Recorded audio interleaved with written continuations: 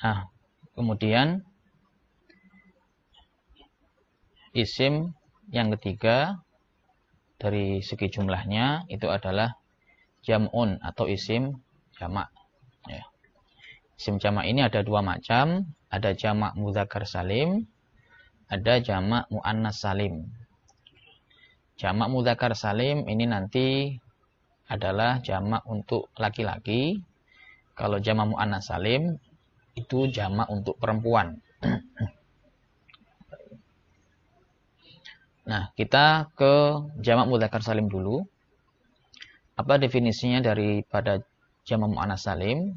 Ta'rifuhu adalah kata benda yang menunjukkan arti untuk banyak laki-laki. Ya.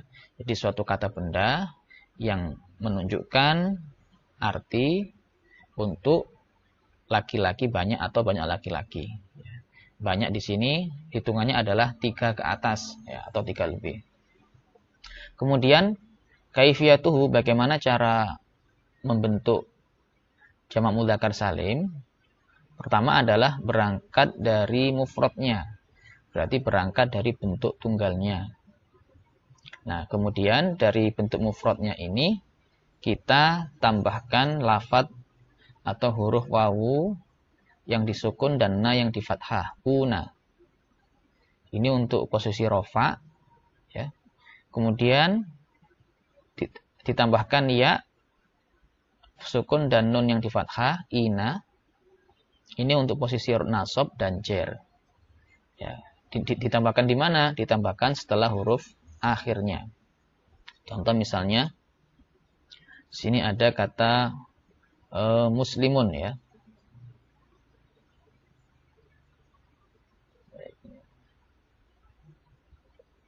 Muslimun ini adalah kata mufrad ya, kata benda mufrad, artinya orang muslim laki-laki, satu orang. Nah, untuk membuat arti orang muslim laki-laki banyak, maka ditambahkan setelah mimnya di sini ditambah wawu dan nun. Wawunya disukun dan nunnya di fathah.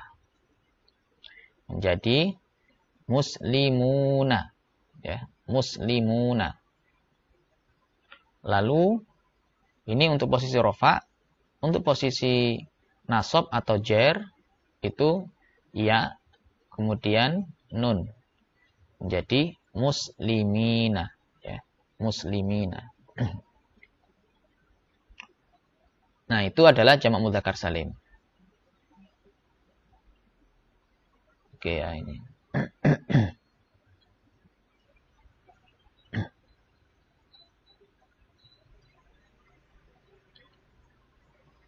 Kemudian untuk jamak muannas salim ya. Itu definisinya adalah kata benda yang menunjukkan arti untuk banyak perempuan ya.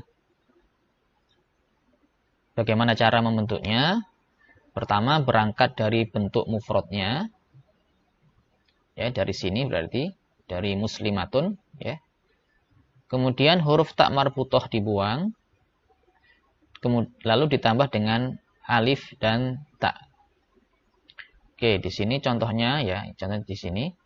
Misalnya ada kata muslimatun. Muslimatun artinya adalah seorang muslim perempuan. Dia dalam bentuk mufrad.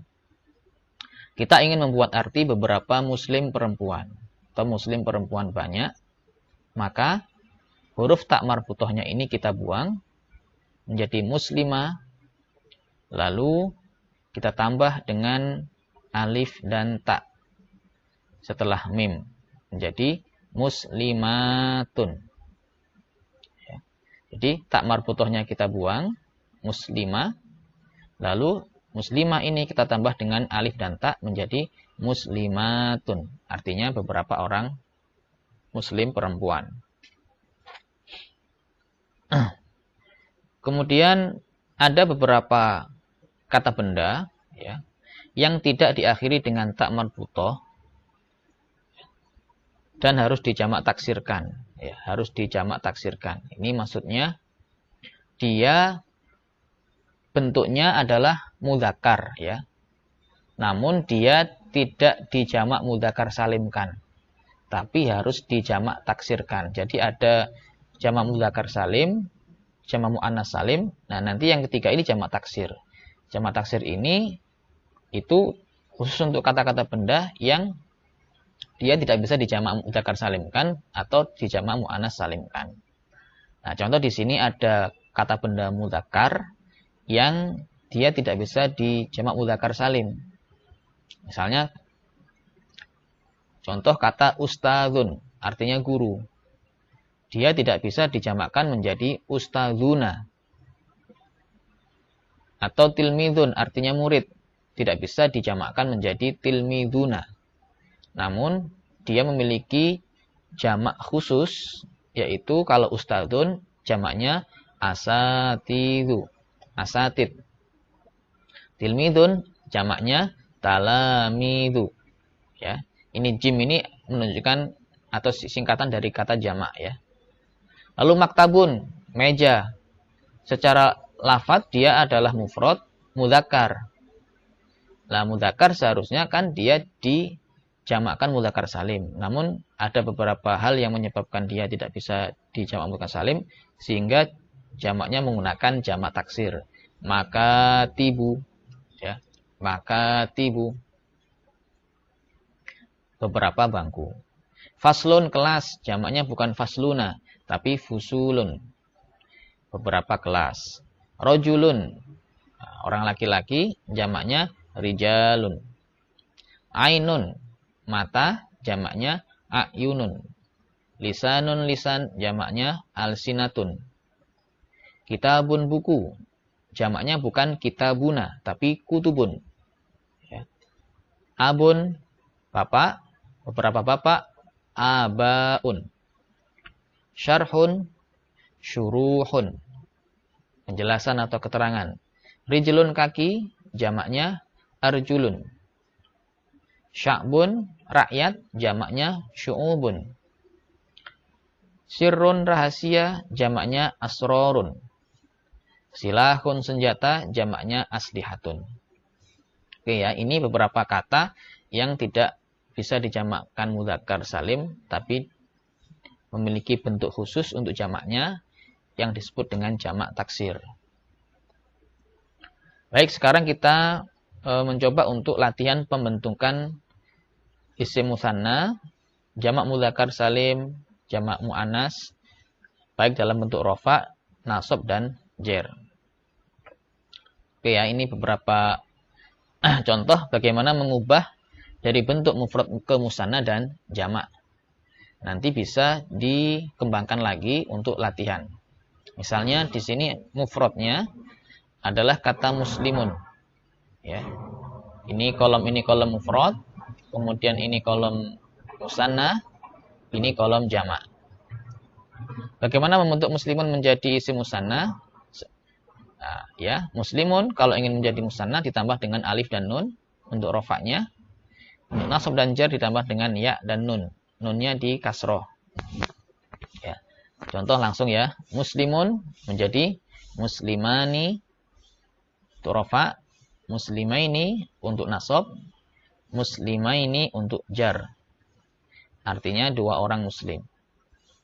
Jamaknya untuk rofak, untuk tingkah rofak. Muslimuna, muslimina untuk nasab, muslimina untuk jar. Artinya para orang muslim. Muslimatun untuk mufradnya seorang muslim perempuan. Bagaimana Kak untuk bentuk duanya?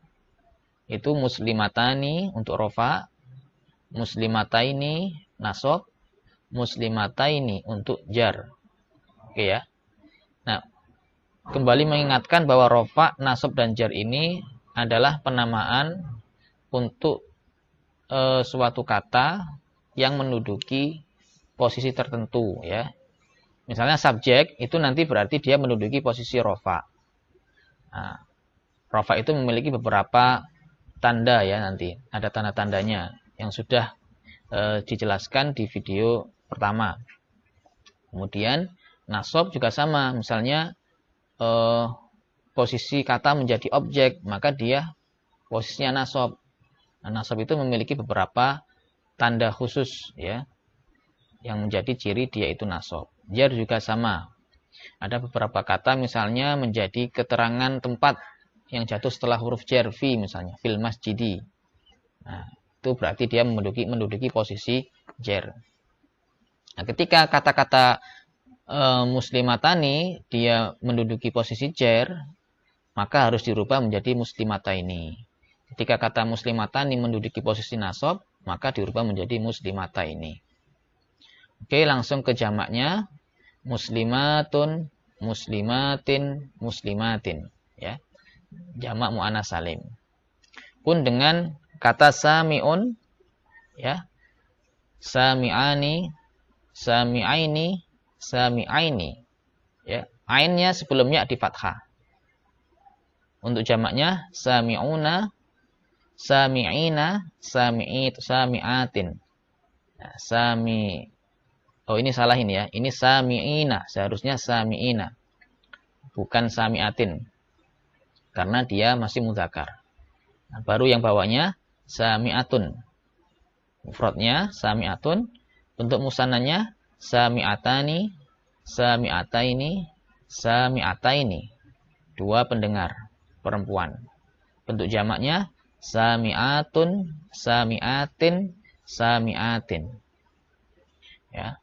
Mufassirun, bentuk musannanya mufassironi, mufassiroini, mufassiroini.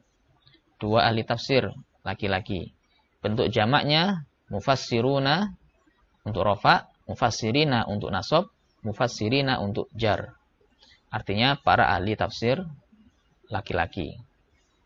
Mufassiratun, musannanya mufassirotani, mufassirotaini, mufassirotaini. Artinya dua ahli tafsir perempuan. Bentuk jamaknya berarti jamak muannats salim ya. Mufassiratun, mufassiratun, mufassiratin. Oke ya. Jadi kalau jamak itu jamak mudzakkar salim. Muslimuna, muslimina, muslimina. Kalau untuk perempuan itu jamak muannats salim.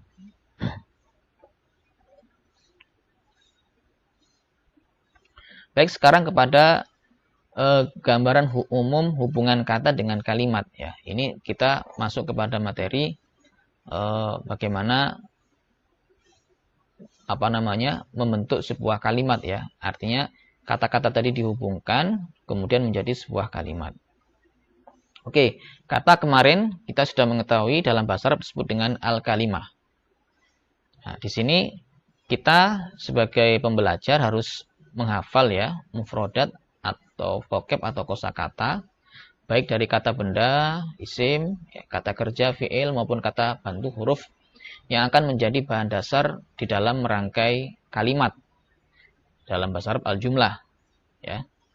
Yang tentunya akan didukung dengan peran kaidah untuk merangkainya agar menjadi kalimat yang benar. Artinya gini, untuk bisa lebih memahami metode ini kita memang harus berusaha untuk minimal menghafal ya beberapa kosakata yang bisa kita jadikan untuk latihan di dalam memahami metode dalam membaca kitab ya menggunakan metode mustakil ini.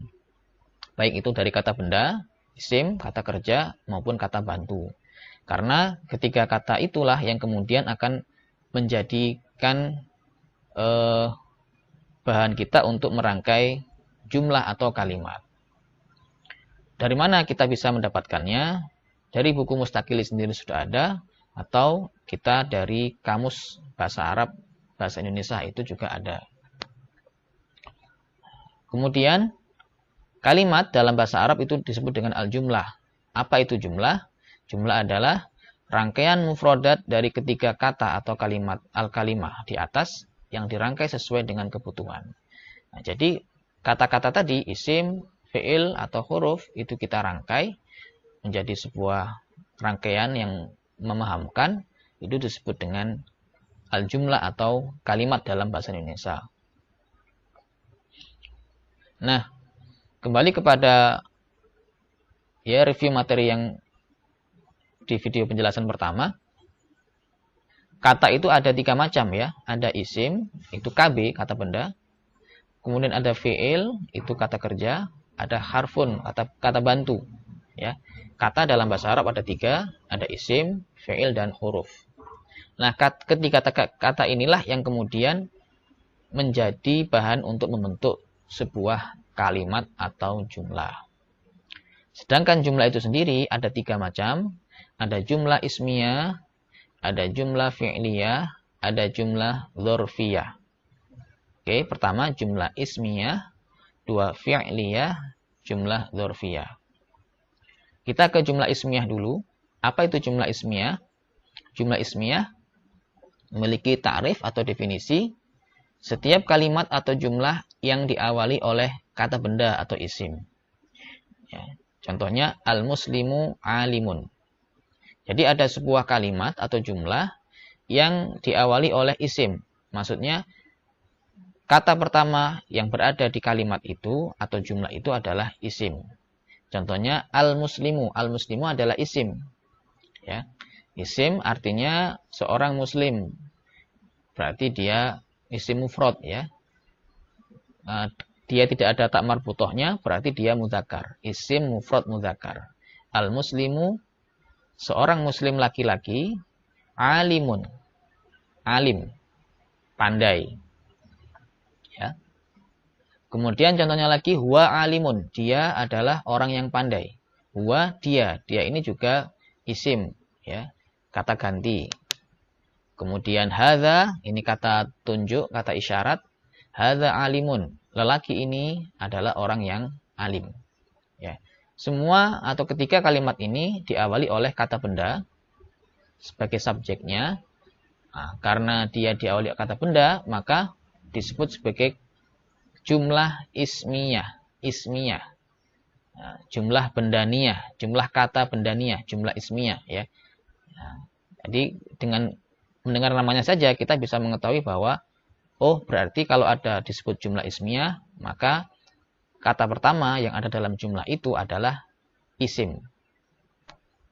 Kemudian jumlah fi'liyah, ta'rifuha definisinya adalah setiap kalimat atau jumlah yang diawali oleh kata kerja. Ya. Jadi ada sebuah kalimat yang kata pertamanya adalah kata kerja, bukan kata benda. Maka disebut sebagai jumlah fi'liyah. Fi'lun, kata kerja. Fi'liyah, berarti diawali kata kerja. Contohnya, misalnya, nama al-muslimu. Nama telah tidur. Siapa yang telah tidur? Al-muslimu, seorang lelaki muslim. Satu orang. Ya. Contohnya lagi, yanamu al-muslimu.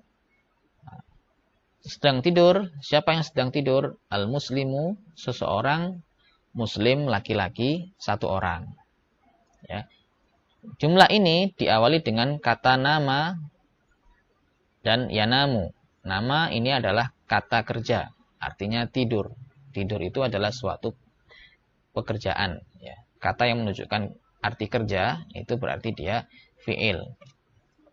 Kemudian qara'a al-muslimu al-Qur'ana. Qara'a membaca. Membaca ini adalah fi'il. Siapa yang membaca? Al-muslimu, seorang muslim laki-laki, satu orang. Membaca apa? Al-Qur'ana, Al-Qur'an. Ya. Yaqra'u sedang membaca. Siapa yang sedang membaca? Al-muslimu, seorang muslim laki-laki, satu. Membaca Al-Qur'ana, Al-Qur'an. Ya. Keempat jumlah ini, dia diawali oleh fi'il. Karena diawali oleh fi'il, maka disebut sebagai jumlah fi'liyah. Lalu ada jumlah dzarfiyah, jumlah yang diawali oleh huruf jar atau dzaraf makan. Ya. Contohnya, fil masjidi muslimun. Nah, ini awal jumlahnya itu adalah huruf fi, huruf jar. Nah, ini di bawahnya amama. Amama itu di depan. Amamal masjidi muslimun. Di dalam masjid ada seorang muslim. Ya, di dalam masjid ada seorang muslim. Berarti karena ini diawali oleh huruf jar, maka disebut sebagai jumlah dzarfiyah. Oke, kita lanjut kepada bagaimana gambaran secara umum macam-macam jumlah atau kalimat dalam bahasa Arab dan prakteknya. Oke ya, ini pendalaman dari yang macam jumlah tadi itu. Kita tahu bahwa kalimat atau jumlah itu ada jumlah ismiyah, jumlah fi'liyah, dan jumlah dzarfiyah.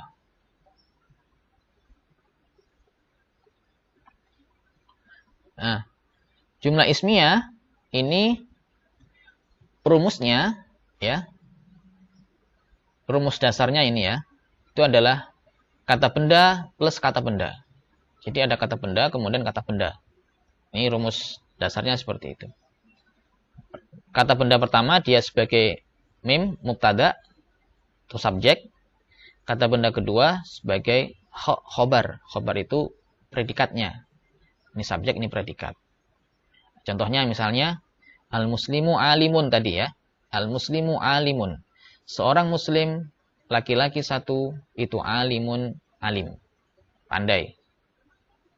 Contoh kedua, al-muslimani. Dua orang muslim, ini ya. Itu alimani. Keduanya pandai. Al-muslimuna, muslim laki-laki banyak itu alimuna, pada pandai.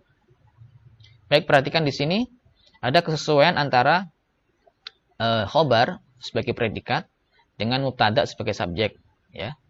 Kalau al-muslimu maka khobarnya alimun di sini.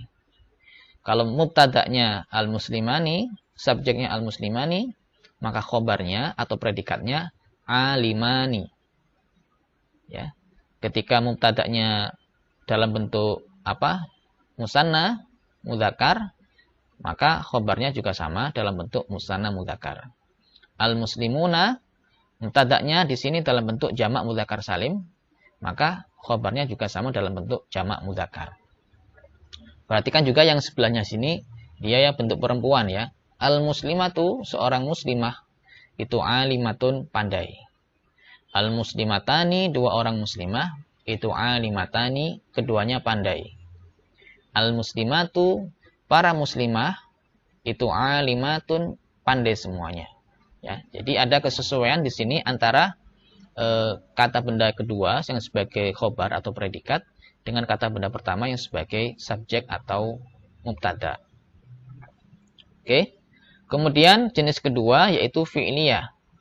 Fi'liyah di sini ada dua macam nanti. Ya, secara dasarnya ada dua macam. Ada yang diawali dengan fi'il madhi, madin.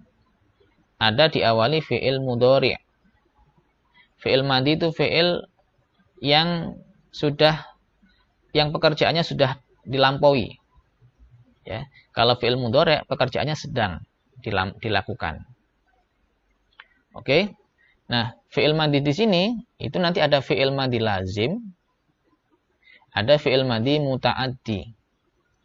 Pun dengan fi'il mudhari' ada fi'il mudhari' lazim, ada fi'il mudhari' muta'addi.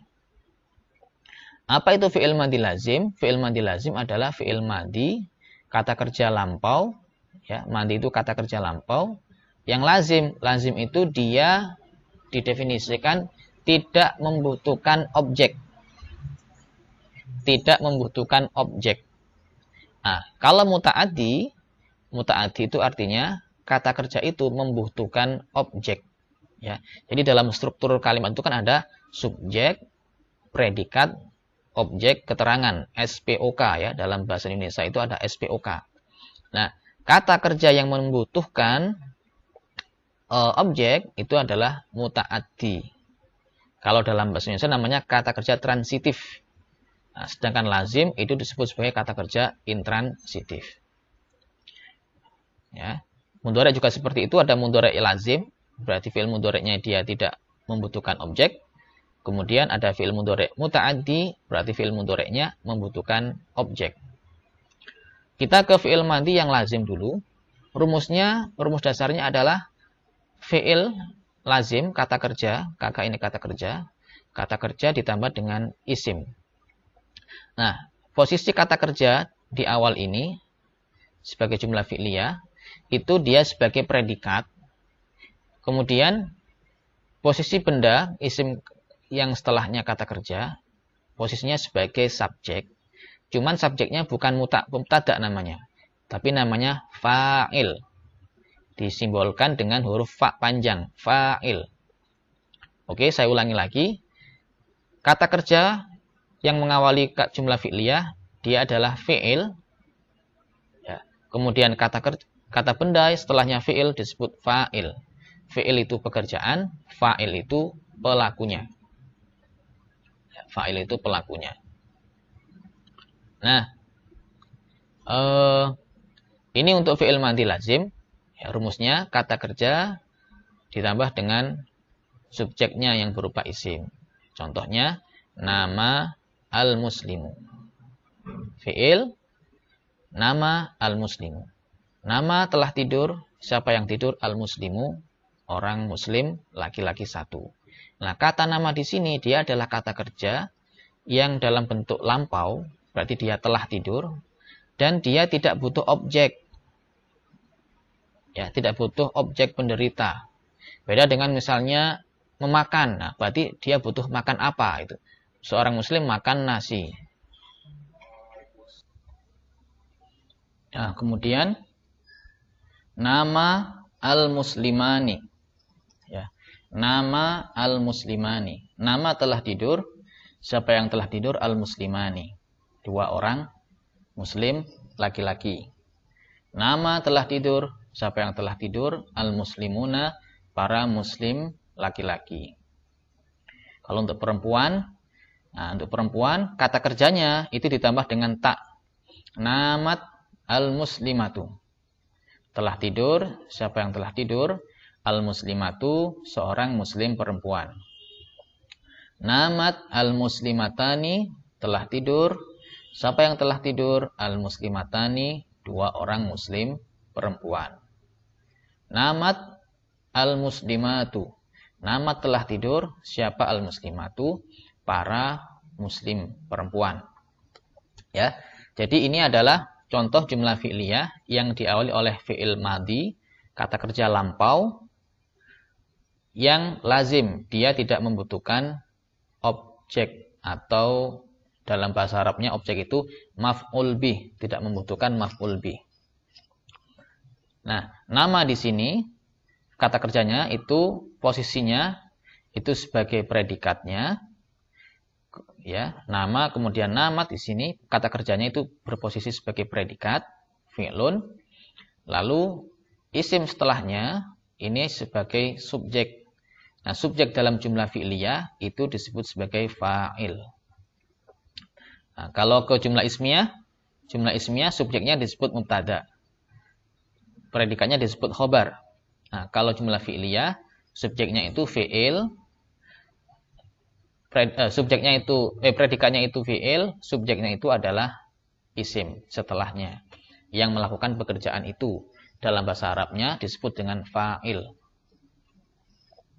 Oke ya, di sini perhatikan sekilas kata kerjanya dia tetap, ya, kata kerja seperti ini, nama. Ini ya, dalam bentuk tunggal ya, nama tidak berubah meskipun pelakunya di sini banyak perubahan. Al-muslimu 1 orang, al-muslimani 2 orang, al-muslimuna banyak orang. Itu tetap kata kerjanya adalah satu sama, nama. Nah, kemudian untuk pelakunya itu perempuan, maka setelah kata kerjanya ditambah dengan tak. Namanya tak ta'nis sakinah. Taknis yang menunjukkan pelakunya perempuan, sakinah itu yang disukun harokatnya. Nah, kita lanjut ke fi'liyah. Jumlah fi'liyah diawali dengan fi'il madhi yang muta'addi. Berarti dia membutuhkan apa? Membutuhkan objek atau maf'ul bih. Rumus dasarnya yaitu kata kerja muta'addinya ditambah dengan isim sebagai pelaku, kemudian tambah dengan isim sebagai maf'ul bih atau objek. Contohnya, nasoro menolong. Siapa yang menolong? Al-muslimu, seorang muslim laki-laki satu. Menolong al-faqiro, al-faqiro, seorang fakir. 1 orang fakir. Ya. Nah, kata nasoro di sini dia fi'il madhi, telah menolong, kata kerja yang sudah lampau. Dan dia menolong itu adalah kata kerja yang membutuhkan objek. Nah, kata kerja yang membutuhkan objek itu disebut sebagai kata kerja muta'addi. Ya, muta'addin. Baik dia fi'il madhi atau nanti fi'il mudhari' bentuknya. Contoh kedua, nasara al-muslimani al-faqira. Telah menolong dua orang muslim laki-laki, menolong al-faqira, satu orang fakir. Nasara telah menolong, siapa yang telah menolong al-muslimuna, para muslim laki-laki, menolong al-faqira, satu orang fakir. Nah, kalau perempuan ditambah ta tanis sakinah di akhir fi'il itu nasorot, ya, menjadi nasorot. Nasorot telah menolong. Siapa yang telah menolong al-muslimatu, seorang muslim perempuan, satu, menolong al-faqira, satu orang fakir. Nasorot al-muslimatani, dua orang muslim perempuan menolong al-faqira. Nasorot al-muslimatu al-faqira. Oke, ini adalah jumlah fi'liyah yang diawali oleh fi'il madhi, yang fi'il madhinya adalah fi'il madhi yang muta'addi, yaitu fi'il madhi yang membutuhkan objek atau maf'ul bih. Kemudian ke jumlah fi'liyah yang diawali oleh fi'il mudhari' yang lazim. Rumusnya sama dengan fi'il madhi, ya. Jadi fi'ilnya lalu fa'ilnya, isim yang sebagai fa'il. Contohnya di sini adalah yanamu al-muslimu. Ya, jadi bentuk lampaunya adalah nama, bentuk mudhari'nya adalah yanamu. Yanamu sedang, ya, sedang tidur atau akan tidur, sedang atau akan tidur. Siapa yang sedang atau akan tidur? Al-muslimu. Tapi biasanya diartikan sedang, ya, yanamu al-muslimu. Seorang muslim laki-laki. Yanamu sedang tidur siapa al-muslimani, dua orang muslim laki-laki. Yanamu sedang tidur siapa al-muslimuna, para muslim laki-laki. Nah, untuk perempuan, ya-nya ini, yanamu, diganti dengan ta. Ya, jadi tanamu. Ya, tanamu telah tidur siapa al-muslimatu, seorang muslim perempuan, satu. Tanamu sedang tidur siapa al-muslimatani, dua orang muslimah. Tanamu sedang tidur siapa al-muslimatu, para muslim perempuan. Oke, ini yanamu ini adalah kata kerja fi'il mudhari' yang lazim. Lazim tadi adalah kata kerja yang dia tidak membutuhkan objek atau maf'ul bih. Kemudian jumlah fi'il yang diawali fi'il mudhari' yang muta'addi, berarti fi'il mudhari'nya membutuhkan objek. Rumusnya fi'ilnya itu sendiri, kemudian ditambah dengan isim sebagai pelaku, lalu ditambah dengan isim sebagai maf'ul bih atau objeknya. Contohnya yansuru al-muslimu al-faqira. Jadi yansuru ini bentuk mudhari' dari nasoro. Nasoro bentuk lampaunya, bentuk sekarangnya yansuru. Bentuk kata kerja yang sedang atau akan dilakukannya yansuru. Yansuru sedang menolong.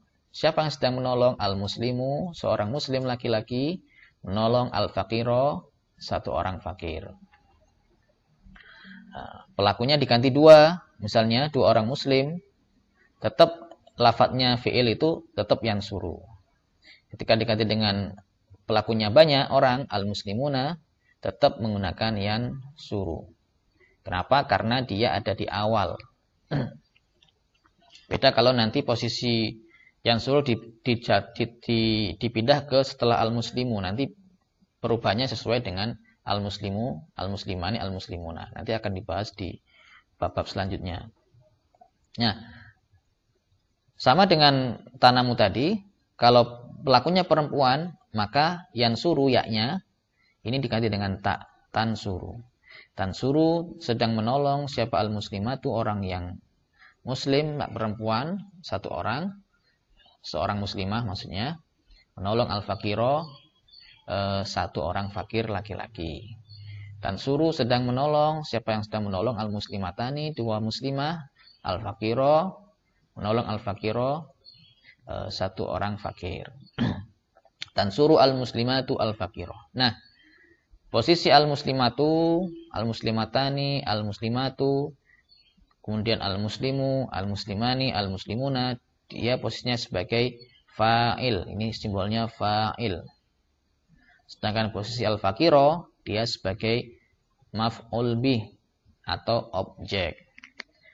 Maf'ul bih itu objek, fa'il itu pelaku, subjek, fi'ilnya itu sebagai predikatnya. Kalau jumlah dzarfiyah, itu rumus dasarnya ya ada yang diawali oleh huruf jar dan dzarf makan. Ya. Yang diawali huruf jar dulu adalah huruf jarnya itu sendiri, kemudian isim yang dijarkan al-majrur, lalu isim yang menjadi subjeknya. Jadi gini, untuk jumlah dzarfiyah ini sebenarnya dia adalah jumlah ismiyah. Ya. Cuman posisinya dibalik. Ya. Dia adalah jumlah ismiyah tapi dibalik. Dibalik maksudnya subjeknya yang berupa mubtada, isim yang berupa mubtada itu yang menjadi subjek dalam jumlah ismiyah itu dia diletakkan di akhir. Diletakkan di akhir. Nah. Jadi sejatinya jumlah dzarfiyah ini adalah jumlah ismiyah. Namun posisinya memang jumlah isimnya itu diletakkan di akhir bukan di awal. Oke, rumusnya yang pertama, huruf jar ditambah dengan isim yang dijarkan, yaitu majrur, ditambah isim yang menjadi subjek atau mubtada.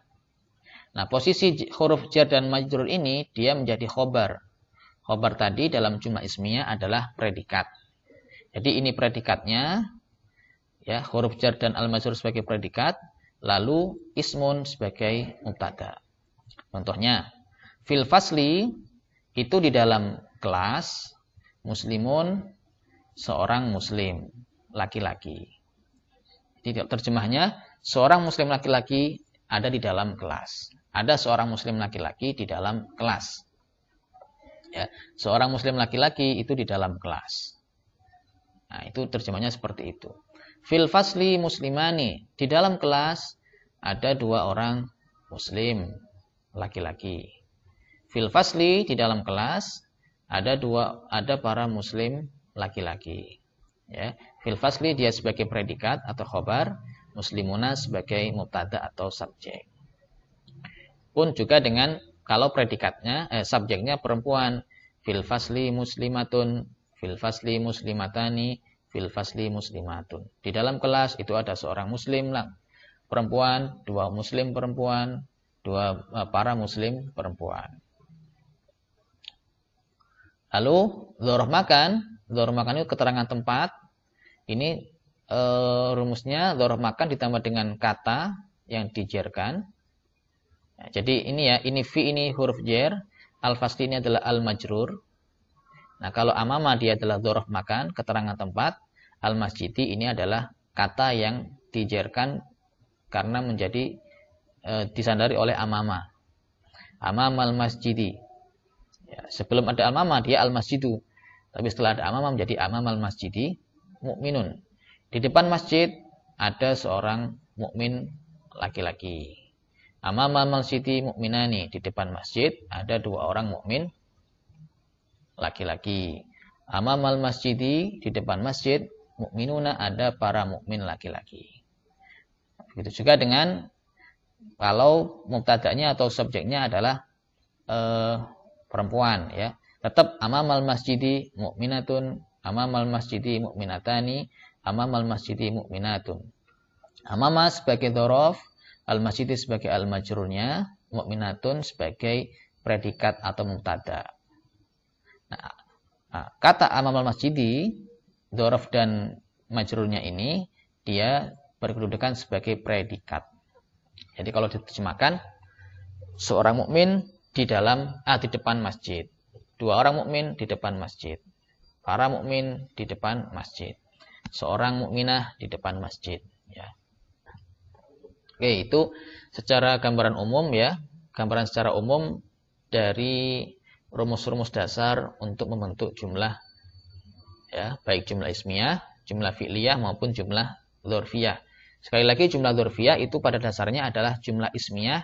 Namun posisi isim yang kalau di jumlah ismiyah yang awal itu diletakkan di awal, di awal jumlah. Namun untuk jumlah dzarfiyah posisi subjek, ya, isim yang menjadi subjek atau mubtada itu diletakkan di akhir. Khobarnya didahulukan, mubtadanya diakhirkan. Predikatnya didahulukan, subjeknya diakhirkan. Lalu bagaimana langkah-langkah merangkai kalimat atau jumlah dalam bahasa Arab? Ya.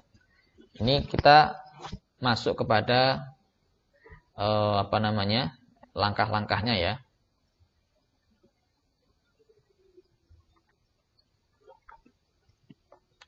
Baik, langkah-langkahnya pertama kita mengetahui rumusan dasar ya. Di slide sebelumnya sudah kita ketahui jumlah ismiyah, itu rumus dasarnya adalah isim tambah isim. Nah, di sini ada tambahan sedikit ya untuk lebih mendalami, yaitu isim yang pertama dia ada dalam kurung al di sini ya. Al. Misalnya muslimun ya. Ditambah al menjadi al-muslimu. Nah, jadi kata yang menjadi mubtada nanti yang menjadi subjek di sini dia ditambah dengan huruf alif dan lam al. Lalu harokat akhirnya itu dasarnya adalah u. Misalnya al-muslimu. Ya. Al-muslimu. Kecuali nanti kalau dirubah menjadi isim musanna, menjadi al-muslimani. Dirubah menjadi jamak menjadi al-muslimuna. Nah, tapi untuk rumusan dasar itu berarti dia masih dalam bentuk tunggal, bentuk mufrad. Nah, isimnya itu harokat akhirnya itu adalah u. Nah, misalnya muslimun berarti ditambah al-muslimu. Nah, mimnya itu di dhammah. Lalu isim kedua yang menjadi khobar, yang menjadi predikat, dia nggak perlu diberi al dan dia juga di dhammah, ya, di dhammah. Oke, dhammah ini dia menjadi tanda i'rab rafa. Berarti kalau mudahnya baik mubtada maupun khobar dalam jumlah ismiyah dia itu rafa. Rafa itu tanda dasarnya adalah dhammah. Nah, nanti bisa dirubah menjadi muslimani, muslimuna. Muslimani tandanya alif, muslimuna tandanya wawu. Ya, muna, wawunya itu. Oke, kita langsung rincian langkah-langkahnya merangkai jumlah ismiyah. Pertama, menentukan KB, kata benda atau isim, yang akan dipilih menjadi mubtada, yang disimbolkan dengan mim, yang nanti sebagai subjek. Di mana milihnya, mencarinya, kita cari dari kolom kata benda 1, 2, 3, ya, atau jadwal isim jamid. Di mana ini 1, 2, 3? Ada di buku Mustaqili. Ya. Kalian bisa mengcopy buku Mustaqili atau membeli buku Mustaqili. Atau dari kamus. Kita punya kamus bahasa Arab, kita cari di situ kata benda yang sesuai dengan kebutuhan. Atau memang kita sudah punya hafalan-hafalan kosakata bahasa Arab, itu bisa kita gunakan. Ya. Misalnya kita tentukan dulu nanti, misalnya kata benda apa? Kata benda muslimun, ya. Itu nanti kita taruh dulu, kita tulis dulu muslimun. Ya. Kemudian kata yang telah dipilih tadi itu dijadikan sebagai mubtada, subjek ya. Tadi kita sudah memilih kata al-muslimu. Ya. Muslimun ya. Kemudian ditulis di awal kalimat dan diberi al. Jadi kita tulis dulu muslimun, lalu kita tambah al menjadi al-muslimu. Kecuali nama benda tertentu. Jadi ada nama-nama benda yang dia nggak perlu diberi al. Ya, ada kata benda yang nggak perlu diberi al. Misalnya Muhammadun. Muhammadun itu dia nama seseorang, nama manusia. Dia nggak perlu diberi al. Nah, kemudian setelah kita tulis al-muslimu tadi, diberi tanda i'rab yang sesuai, yaitu al-muslimu, dhammah mu. Nah, beda kalau nanti al-muslimu kita ingin menjadikannya sebagai isim musanna dalam bentuk dua, berarti al-muslimani. Kita tulis al-muslimani. Kalau kita ingin pelakunya atau subjeknya itu banyak, berarti al-muslimuna. Kemudian yang ketiga setelah kita tulis, ya, kita menentukan kata sifat yang akan dipilih menjadi khobar. Simbolnya kho, ini sebagai predikat. Di mana dari kolom kata sifat atau sinonim kata sifat atau langsung dari kamus sesuai dengan kebutuhan dan tidak perlu atau tidak boleh diberi al. Lalu diberi tanda i'rab yang sesuai, ya. Misalnya kita ingin kata sifat seorang muslim laki-laki itu seperti apa ya? Oh, dia soleh, berarti solihun. Ya, solihun. Al-muslimu solihun. Seorang muslim laki-laki itu solihun, soleh. Nah, kalau mubtada'nya atau predikatnya kita rubah jadi dua, al-muslimani berarti solihani. Al-muslimuna berarti khobarnya menjadi solihuna. Nah, yang keempat ini menyamakan antara mubtada' dan khobar dalam mufrad, musanna, jama', mudzakkar dan muannasnya. Artinya ketika mubtada'nya mufrad, maka khobar harus mufrad. Ketika mubtada'nya musanna, maka khobar harus musanna. Tadi ya, al-muslimu, mubtada'nya al-muslimu, mufrad dia, khobarnya harus al-solihun, juga mufrad. Ketika al-muslimani, khobarnya juga harus solihani. Ketika al-muslimuna, khobarnya ngikut, jamak juga solihuna. Ya. Kemudian ketika mubtada'nya jamak, maka khobar harus jamak. Ketika mubtada'nya musanna, khobar harus musanna. Nah, ketika mubtada'nya mudzakkar, laki-laki, khobar harus laki-laki juga, harus mudzakkar juga. Ketika mubtada'nya muannas, khobar juga harus muannas. Ya, jadi misalnya al-muslimu, dia adalah seorang muslim laki-laki. Maka khobarnya nanti predikatnya itu solihun. Solihun itu dia bentuknya mudzakkar. Cocok untuk al-muslimu. Tidak boleh al-muslimu diberi sifat mu'annas, diberi khobar dengan kata sifat mu'annas. Misalnya solihah, seorang muslim laki-laki itu solihah, nah, itu tidak boleh. Ya, jadi harus sesuai, kalau mubtada'nya itu laki-laki, mudzakkar, khobarnya harus mudzakkar. Pun ketika khobarnya mubtada'nya mu'annas, khobar juga harus ikut mu'annas. Contoh di sini ya. Nah, ini contohnya sudah kita lewati tadi, namun ini kita perdalam. Nah, di sini pertama kita tentukan dulu kata yang akan kita tulis sebagai mubtada, muslimun. Lalu diberi al, karena diberi al maka muslimun menjadi al-muslimu. Ini sebagai mubtada'nya. Lalu khobarnya kita cari kata sifat yang ingin menjadi predikat dari al-muslimu, misalnya alimun, pandai. Nah, kita tulis al-muslimu alimun. Alimun tidak perlu diberi al, ya. Alimun. Seorang muslim laki-laki itu alim. Nah, setelah seperti ini, kalau kita harus menyesuaikan antara khobar dengan mubtada'nya. Khobar harus ikut mubtada'. Di sini khobarnya al-muslimu, dia dalam bentuk tunggal, mufrad. Maka khobarnya juga harus mufrad. Al-muslimu dia bentuknya laki-laki mudzakkar. Maka khobarnya juga harus mudzakkar, alimun. Nah, misalnya kita rubah menjadi al-muslimatu, maka alimun berubah juga menjadi alimatun. Ya. Al-muslimatu dia mufrad, masih satu. Alimatun, nah, dia mufrad juga. Karena al-muslimatu perempuan, maka alimatun juga diikutkan sama dengan al-muslimatu, harus ikut mu'annas. Caranya dengan ditambah dengan tak marbutoh. Lalu kalau al-muslimu kita rubah jadi dua atau banyak, maka khobarnya yang alimun juga ngikut.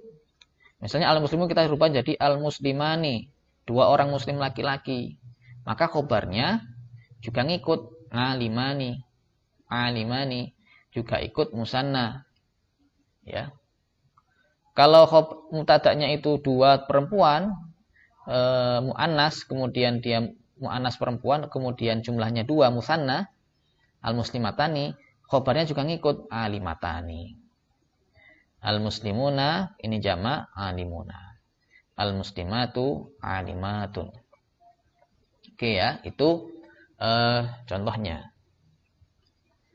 Kemudian, ini ada praktek merangkai jumlah ismiyah yang harus kalian coba ya, yaitu terjemahkan kalimat di bawah ini dalam bahasa Arab, kemudian ubahlah mubtada dan khobarnya dalam bentuk mufrad, musanna maupun jama', baik dalam konteks mudzakkar dan muannas dengan mengacu pada rumusan di atas ya. Ini contohnya ini ya. Ini tugasnya satu, seorang yang beriman laki-laki T tertentu ya. Tertentu itu maksudnya dia diberi al. Itu adalah orang yang pintar.